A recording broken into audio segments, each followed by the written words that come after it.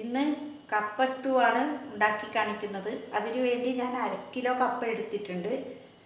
ഒരു 5 പച്ചമുളക്, ഒരു ചെറിയൊരു സവാള, കറിവേപ്പില ചെറിയൊരു പിടി, വെളിച്ചെണ്ണ, ഉപ്പ് ആവശ്യത്തിന്, തേങ്ങയുടെ 1/4 പാലും ഒരു ബൗൾ ചെറിയൊരു കപ്പ്, 2/2 പാല് ഒരു 3-4 കപ്പ്.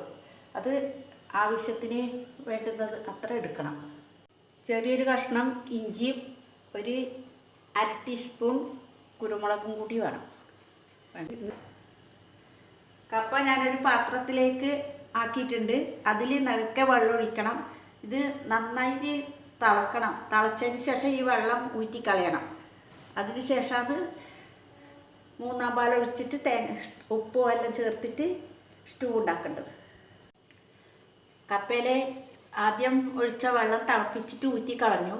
ഇപ്പം അത് പകുതി വേവായി. ഇനി അതിലേക്ക് ഞാൻ 2ാമത്തെ പാൽ ഒഴിച്ചിട്ട് അതിലാണ് വേവിക്കുന്നത്.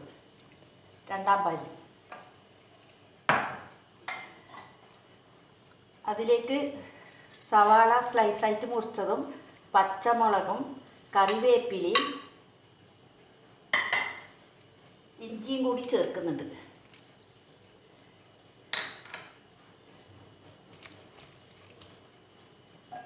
ഇനി ഗ്യാസ് ഓണാക്കിയിട്ട് അടച്ച് വേവിക്കാം. വന്നതിന് ശേഷം ഫസ്റ്റ് പാൽ ഒഴിക്കാം.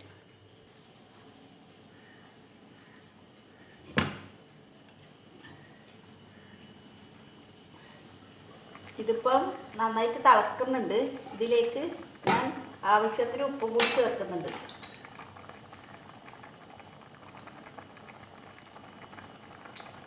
ഇനി വേവുന്നത് വരെ അടച്ചു വെക്കാം.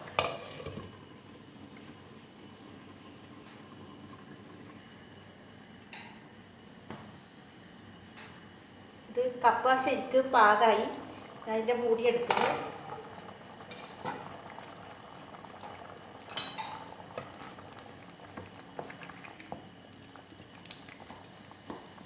ഇനി ഫസ്റ്റ് പാലൊഴിച്ചിട്ട്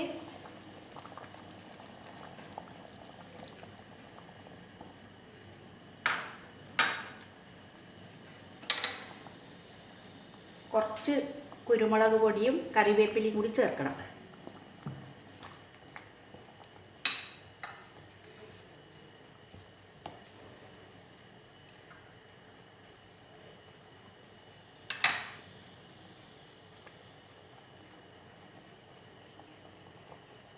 ഇപ്പോൾ തിളക്കുന്നുണ്ട്. ഞാനതിൽ 1 ടേബിൾ സ്പൂൺ വെളിച്ചെണ്ണയും കൂടി ചേർക്കുന്നു. അങ്ങനെ നമ്മുടെ കപ്പ സ്റ്റൂ റെഡിയായി. അത് എല്ലാവർക്കും ഇഷ്ടപ്പെടും. എല്ലാവരും ലൈക്ക് ചെയ്യണം, ഷെയർ ചെയ്യണം, സബ്സ്ക്രൈബും ചെയ്യണം. ഇനി ഞാൻ വേറൊരു പാത്രത്തിലേക്ക് മാറ്റിയിട്ട് കാണിക്കാം.